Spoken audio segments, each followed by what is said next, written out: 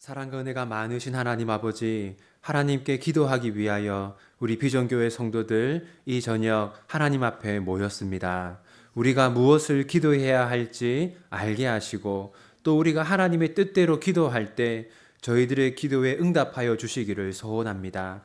이 시간 기도와 찬양과 또 말씀을 통해 저희가 하나님과 교제하기를 소원합니다. 하나님 영광 중에 이 자리에 임재하여 주시고 말씀을 듣고 찬양하고 기도하는 우리 성도들을 하나님께서 인격적으로 만나 주시고 큰 은혜를 더하여 주시기를 소원합니다. 하나님, 저희들은 작고 연약하지만 하나님은 크고 전능하시오니 저희 비전교회를 인도하여 주시고 저희 비전교회 모든 성도들을 인도하여 주시기를 소원합니다. 이 악하고 이 험한 세상 속에서 우리 비전교회가 건강하게 설 수 있도록 도와주시고 비전교회의 모든 가정들이 하나님의 은혜 가운데 건강하게 세워질 수 있도록 주님 도와주십시오. 하나님 비전교회가 이 구남 지역에서 복음을 전하는 교회가 되게 하시고 열매를 맺는 교회가 되게 하여 주십시오. 또한 우리 모든 성도들이 하나님께 영광 돌리는 삶을 다 살아갈 수 있도록 은혜 위에 은혜를 더하여 주십시오. 저희들의 예배를 받아주시고 저희들의 기도에 응답하여 주시기를 소원합니다. 이 모든 것 예수님의 이름으로 기도합니다. 아멘. 오늘 함께 나눌 말씀은 마가복음 12장입니다. 마가복음 12장 1절에서 17절까지 말씀입니다. 마가복음 12장 1절부터 17절까지 말씀입니다. 우리 함께 1절 말씀 우리 함께 읽겠습니다. 예수께서 비유로 그들에게 말씀하시되 한 사람이 포도원을 만들어 산울타리로 두르고 즙 짜는 틀을 만들고 망대를 지어서 농부들에게 새로 주고 타국에 갔더니. 아멘. 여러분, 흔히 오늘 본문을요 포도원 비유라고 합니다. 포도원 비유. 예수님이 말씀하신 여러 가지 비유가 있는데요, 이 비유를 포도원 비유라고 합니다. 우선 이 포도원이 무엇을 상징하는지를 알아야 하는데요, 이 포도원은 이스라엘을 상징합니다. 이스라엘을 상징하고 이 비유의 큰 주제는요, 이스라엘에 임할 하나님의 심판입니다. 먼저 오늘 비유를 잘 이해하기 위해서는요, 여기 등장인물들이 무엇을 상징하는지를 알아야 하는데요. 자, 포도원 주인은 하나님을 의미합니다. 포도원 주인은 하나님을 의미하고요. 이 포도원은 이스라엘을 의미한다고 했죠. 그리고 이 포도원에서 일하고 있는 농부들은 유대 종교 지도자들을 의미합니다. 그 다음에 주인이 자기 종들을 보내거든요. 종들은 하나님이 보내신 선지자들을 의미합니다. 그리고 이 주인이 제일 마지막에 자기 아들을 보냅니다. 누구겠어요? 예수님이죠. 우리 2절 함께 읽겠습니다. 때가 이름에 농부들에게 포도원 소출 얼마를 받으려고 한 종을 보내니. 지금 주인은 먼 지역에 있고요. 이제 먼 지역에 있고 지금 이제 그 소작농이라고 하죠. 소작농인 농부들이 이 포도원을 대신 관리하고 있어요. 그래서 소작농이니까 열매, 수입의 일부를 주인에게 주어야 할 거 아닙니까? 그래서 주인이 이 포도원의 수입의 일부를 받기 위해서 자신의 종을 보냈습니다. 이 주인이 보낸 종은 누구를 의미한다고요? 네, 하나님이 보내신 선지자들을 의미합니다. 우리 3절 함께 읽겠습니다. 그들이 종을 잡아 심히 때리고 거저 보내었거늘. 농부들이 이 주인이 보낸 종을 때리죠. 이것은 역사적으로 이스라엘의 지도자들이 하나님의 선지자들을 핍박하고 억압한 것을 의미합니다. 그러자 주인은 또 다른 종을 보냅니다. 4절 함께 읽겠습니다. 다시 다른 종을 보내니 그의 머리에 상처를 내고 능욕하였거늘. 이제 주인이 두 번째 종을 보냈는데요. 이번에는 어디에 상처를 입혔습니까? 머리에 상처를 입혔죠. 그러니까 이 이스라엘의 지도자들이 더 타락하고 그들이 하나님의 종들, 이 하나님의 선지자들을 대하는 것이 더 폭력적으로 변했음을 의미합니다. 5절 함께 읽겠습니다. 또 다른 종을 보내니 그들이 그를 죽이고 또 그 외에 많은 종들도 더러는 때리고 더러는 죽인지라. 이제 급기야 어떻게까지 했습니까? 죽였습니다. 실제로 이스라엘의 역사를 보면요. 이 타락한 이스라엘의 왕이나 지도자들이 하나님의 선지자들을 죽이는 경우가 있었어요. 그러자 이제 주인이 마지막으로 누군가를 보냅니다. 6절 함께 읽겠습니다. 이제 한 사람이 남았으니 곧 그가 사랑하는 아들이라. 최후로 이를 보내며 이르되 내 아들은 존대하리라 하였더니 이제 주인은 마지막으로 자기 아들을 보냈습니다. 그러면서 내가 이제 아들을 보내면 저 농부들이 우리 아들을 이렇게 존대할 것이다, 공경할 것이다 라고 생각했는데요. 우리 7절 함께 읽겠습니다. 그 농부들이 서로 말하되 이는 상속자니 자 죽이자. 그러면 그 유산이 우리 것이 되리라 하고 이제 주인이 아들을 보내니까 농부들이 어떻게 했습니까? 아들을 죽이자고 했어요. 그러면서 아들을 죽이면 이 포도원이 우리의 것이 될 것이다 라고 생각했습니다. 여러분, 아니 왜 아들을 죽이면 이 포도원이 자기 것이 된다고 생각했을까요? 이렇게 생각했다는 것이죠. 이제 아들이 왔다는 것은 주인이 죽었다고 생각을 한 겁니다. 주인이 죽었기 때문에 주인이 오지 않고 주인의 아들이 왔을 것이다. 그러니까 이 아들을 죽이면 이제 이 포도원은 주인 없는 포도원이 되니까 우리가 이 포도원을 차지해도 되겠다라고 생각한 것이죠. 따라서 우리가 무엇을 알 수 있냐면 이 농부들은요, 마음에 욕심이 가득하다는 것을 알 수 있습니다. 그 욕심 때문에 주인에게 주어야 할 수입의 일부도 주지 않고 또 욕심 때문에 주인이 보낸 종들을 죽이고 또 욕심 때문에 주인의 아들까지 죽인 것이죠. 따라서 이것은 예수님께서 이 당시 그때 당시 유대 종교 지도자들의 마음에 있는 그 커다란 욕심을 경고한 것이다 라고 볼 수 있습니다. 이제 8절 함께 읽겠습니다. 이에 잡아 죽여 포도원 밖에 내던졌느니라. 농부들이 주인의 아들을 죽인 것처럼 이제 얼마 후에 이제 이 유대의 지도자들이 예수님을 죽일 것을 말하고 있는 겁니다. 9절 함께 읽겠습니다. 포도원 주인이 어떻게 하겠느냐? 와서 그 농부들을 진멸하고 포도원을 다른 사람들에게 주리라. 네. 이제 주인이 농부들을 진멸할 거라고 말하죠. 이것은 하나님께서 이스라엘을 심판하실 것을 의미합니다. 실제로 이때로부터 약 40년 정도가 지난 후에 이스라엘은 로마의 공격을 받고 완전히 멸망하게 됩니다. 10절 함께 읽겠습니다. 너희가 성경에 건축자들이 버린 돌이 모퉁이의 머릿돌이 되었나니 이건 또 이제 모퉁이돌 비유라고 하는데요. 이 비유는 시편 118편에 나옵니다. 시편 118편. 여기서 이 모퉁이돌은요. 이제 건물을 지을 때 제일 중요한 그 기둥이 되는 돌을 의미합니다. 따라서 이 모퉁이돌은 누구를 의미하겠습니까? 예수님을 의미해요. 그런데 이제 모퉁이돌은 예수님을 의미하기 때문에 예수님은 그 무엇보다도 중요한 분이죠.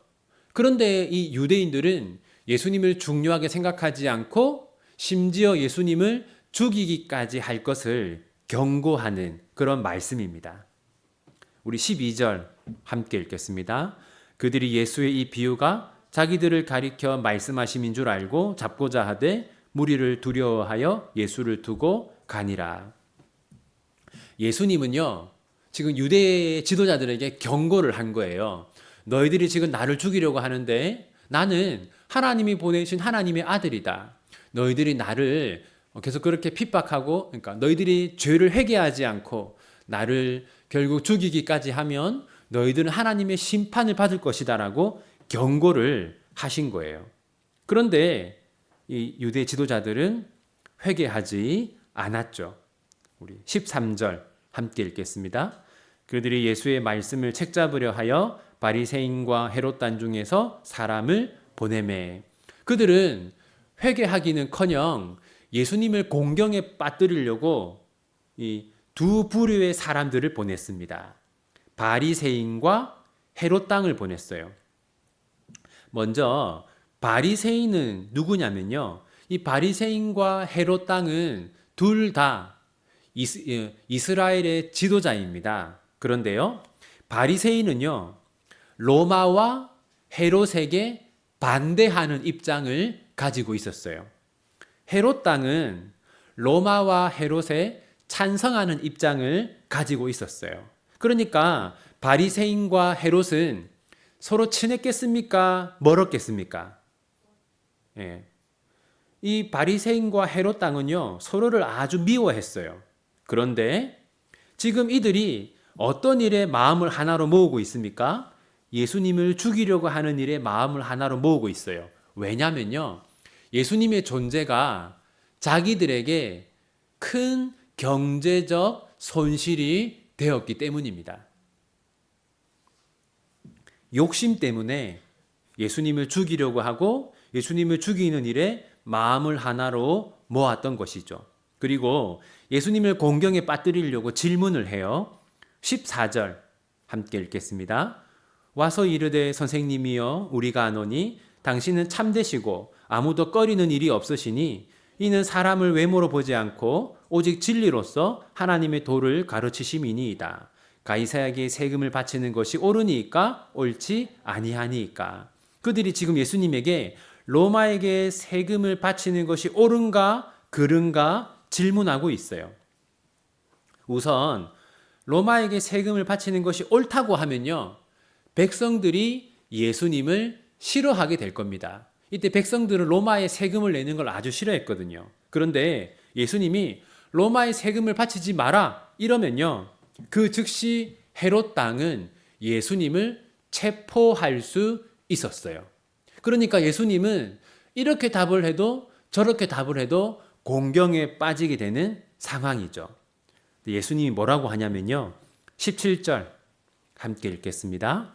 이에 예수께서 이르시되 가이사의 것은 가이사에게 하나님의 것은 하나님께 바치라 하시니 그들이 예수께 대하여 매우 놀랍게 여기더라. 예수님이 뭐라고 했냐면요, 먼저 가이사의 것은 가이사에게 라고 했어요. 그러니까 이것은 국가에게 세금을 내는 것은 정당한 일이다 라고 하신 겁니다. 국가에 세금을 내는 것은 정당한 일이다. 그리고 하나님의 것은 하나님께 라고 했어요. 이건 뭐냐면요, 국가에 세금을 내는 것은 곧 하나님께 드리는 것이다. 왜냐하면 국가는 하나님이 사용하는 하나님의 도구이기 때문입니다. 그러니까 국가에 세금을 내는 것은 곧 국가 위에 있는 하나님께 내는 것이나 마찬가지다라고 예수님이 대답을 하신 것이죠. 이로써 바리새인들도 헤롯 당들도 예수님을 공경에 처하게 하려는 그들의 계획은 실패로 돌아갔습니다. 이제 우리가 오늘 살펴본 본문의 교훈들을 한번 생각해 보면요, 포도원 농부들이 이 종들을 죽이고 또 주인의 아들을 죽인 것은 무엇 때문이었습니까? 그들의 욕심 때문이었어요. 그들의 욕심 때문에 주인에게 반대하고 저항했던 것이죠. 우리도 마찬가지입니다. 우리도 우리 마음에 있는 욕심 때문에 하나님의 뜻을 어길 때가 많습니다. 그래서 성경은 이렇게 말하고 있습니다. 오직 각 사람이 시험을 받는 것은 자기 욕심에 끌려 미혹됨이니 욕심이 잉태한즉 죄를 낳고 죄가 장성한즉 사망을 낳느니라. 우리가 우리 마음속에 있는 죄를 다스리지 못하면 우리는 반드시 죄를 짓게 된다는 것이죠. 두 번째는요, 포도원 주인은 계속해서 종들을 보내지 않았습니까? 포도원 주인은 계속해서 농부들을 변화시키려고 했어요. 우리도 마찬가지입니다. 우리는 끊임없이 하나님께 불순종하지만 하나님은 계속해서 우리를 변화시키려고 하십니다. 그래서 하나님은 우리에게 양심을 통해서 우리에게 끊임없이 말씀하시고, 또 설교를 통해서 우리에게 말씀하시고, 또 우리가 성경을 읽을 때도 하나님은 계속해서 우리에게 말씀하십니다. 포도원 주인이 계속해서 종들을 보낸 것처럼 하나님도 계속해서 우리에게 말씀하고 계세요. 우리는 속히 이 하나님의 말씀을 듣고 우리의 죄를 회개하고 하나님께로 돌아가야 합니다. 세 번째는요, 예수님이 나는 모퉁이 돌이다 라고 하셨죠. 모퉁이 돌은 건물에서 어떤 부분이라고 했습니까? 제일 중요한 부분이라고 했어요. 그러니까 예수님이 나는 모퉁이 돌이다 라고 하신 것은요, 우리의 삶에서 가장 중요한 분이 예수님이 되어야 한다라는 뜻입니다. 그런데 사실 예수님을 무엇보다 중요하게 생각하는 사람들은 많지 않아요. 사람들은 대부분 무엇을 중요하게 생각합니까?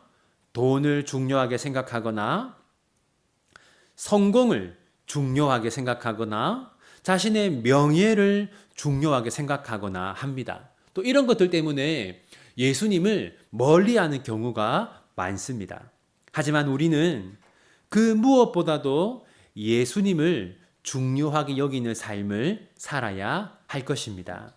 이제 우리 함께 들은 말씀 가지고 우리 하나님께 기도하겠습니다. 첫 번째는 이렇게 기도합시다. 우리가 언제 하나님께 죄를 짓게 됩니까? 우리 마음속에 욕심이 가득할 때 하나님께 죄를 짓게 됩니다. 그럼 우리 이 시간 기도할 때, 하나님, 우리 비전교회 성도들이 욕심을 내려놓을 수 있도록 도와주십시오. 우리 비전교회 성도들이 욕심 때문에 하나님의 뜻을 어기지 않도록 도와주십시오. 우리 비전교회가 욕심 때문에 서로 갈등을 겪고 분쟁을 겪는 일이 없도록 도와주십시오. 우리 마음에서 욕심을 제거하여 주십시오. 그렇게 함께 하나님께 기도하기 원합니다. 기도합시다.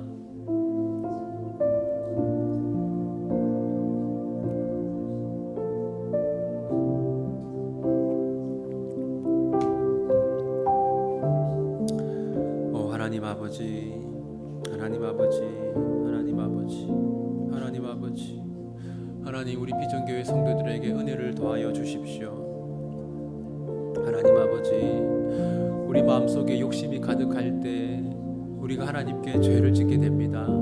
하나님, 우리 마음속에서 욕심을 제거하여 주십시오. 하나님 아버지, 우리 비전교회 모든 성도들에게 은혜를 더하셔서 우리의 마음에서 욕심을 제거하여 주십시오. 하나님, 그리하여서 하나님 아버지, 하나님, 그리하여서 우리가 주님 아버지, 욕심 때문에 서로 갈등을 겪고 분쟁을 겪는 일이 사라지도록 하나님 은혜를 베풀어 주십시오. 하나님, 저의 마음속에도 많은 욕심이 있습니다.